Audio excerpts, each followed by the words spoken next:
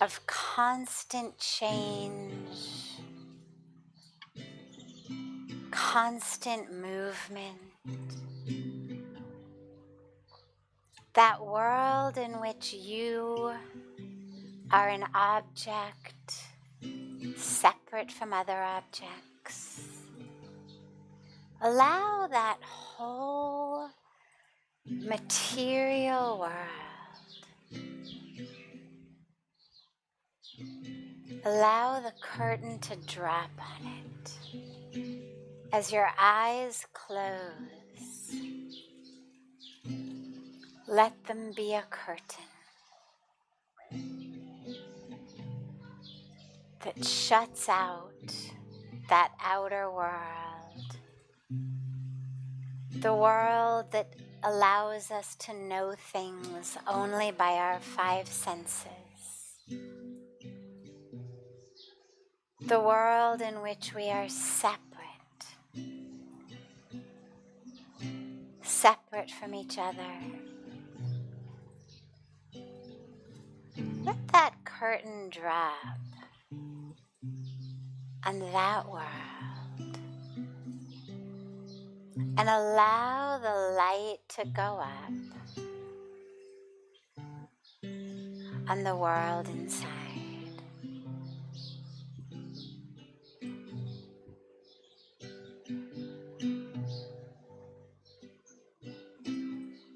Allow yourself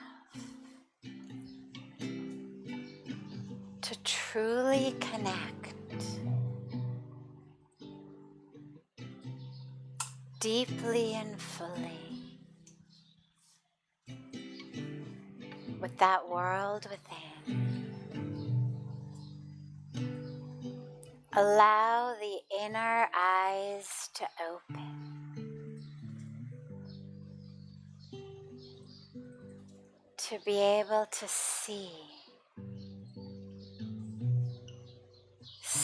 the truth.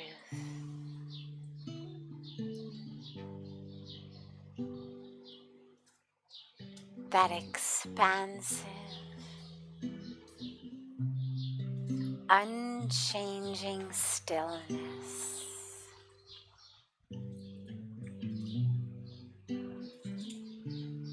Let the light go up on that world.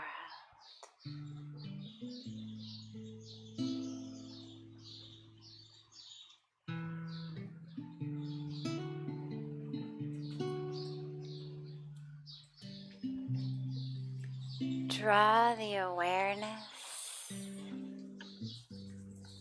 to your breath.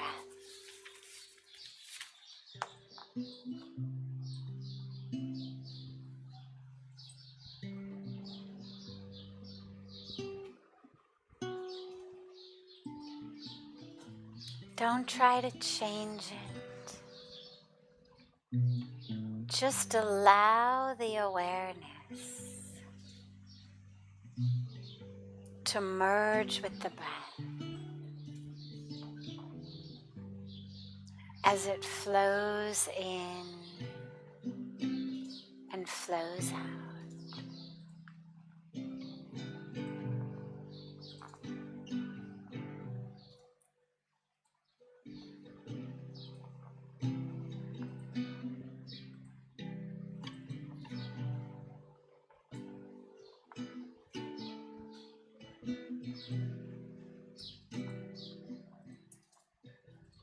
If the mind wanders, just bring it back gently to the breath.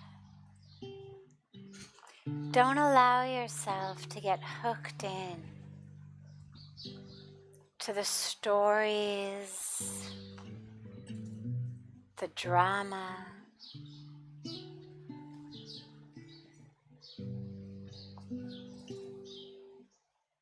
Just allow those thoughts to breeze across your consciousness like wispy clouds blowing across a blue sky on a windy day.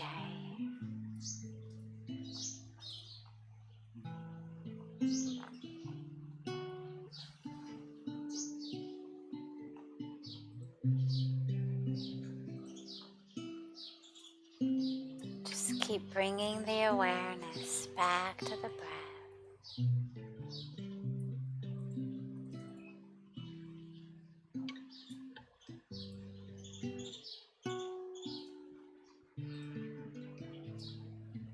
And allow yourself to drop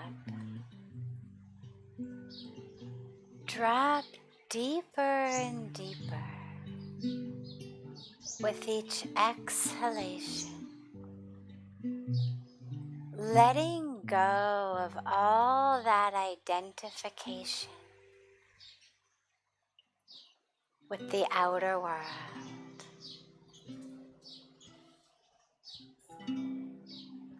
Let yourself exhale and drop deeply into the consciousness, that state of pure awareness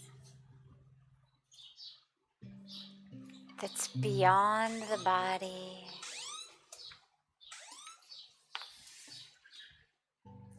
beyond the thoughts,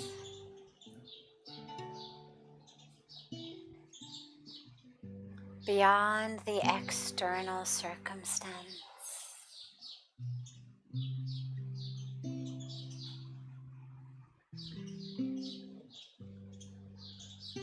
Into that state of awareness that's constant and still. Awareness just is. Consciousness just is. Maybe aware of you breathing, then maybe aware of you thinking, then maybe aware of you bringing the mind back from the thoughts to the breath. But throughout all of the differences of your mental situation, awareness is constant. It just is. Consciousness is constant. It just is. Drop into that state of isness, using the breath as the vehicle in. As you exhale, just drop deeper.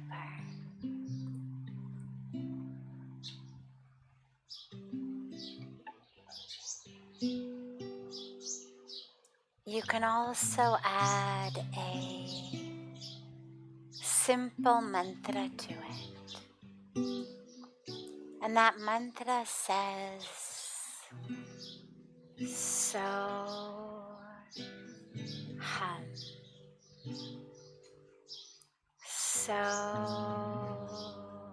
on the inhalation, and then hum on the exhalations. It means I am that. I am the creator. I am the creation. I am everything in the universe. Whatever we call as that, I am.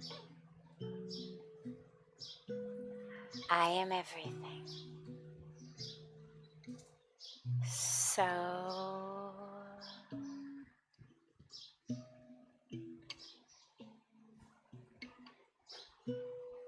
hum.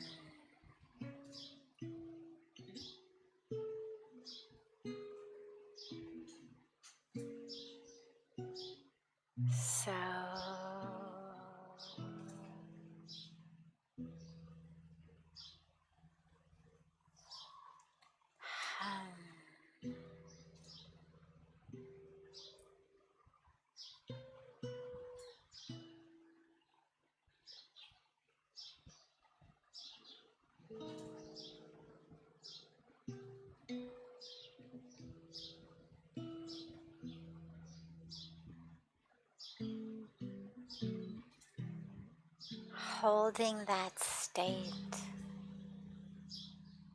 of anchored in awareness.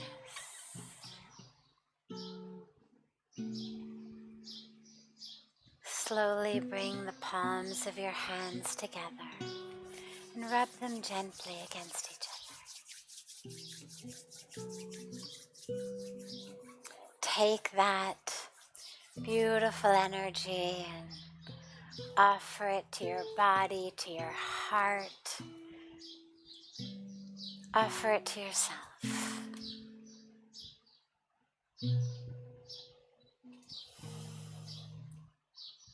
As we live in a world that's always going up and down, constantly changing, the outer world is changing, that literal material world around us.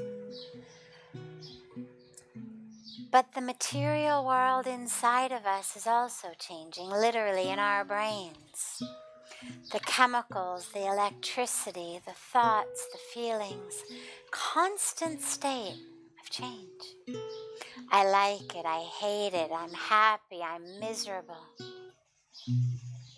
Constant state of change.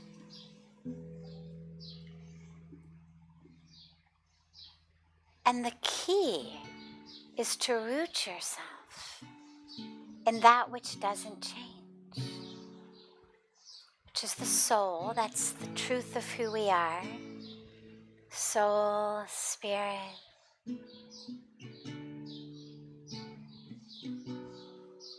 And in our ability to access that soul, spirit through consciousness,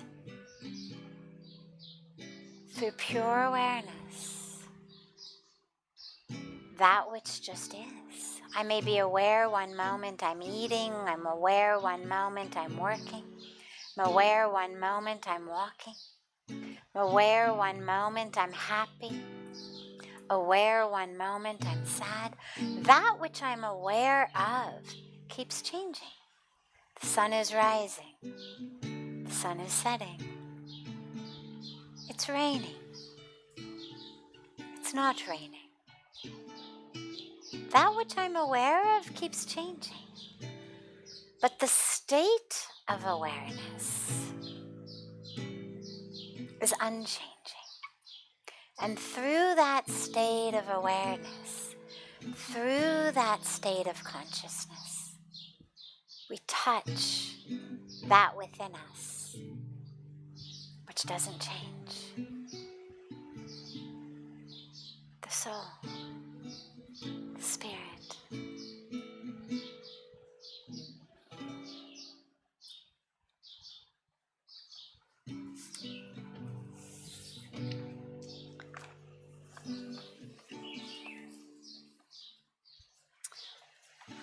When does silence convey more meaning than words? Well, realize that silence is not an absence. Most of us, when we think of silence, we think of it as an absence, as though there's all of this happening. And then silence is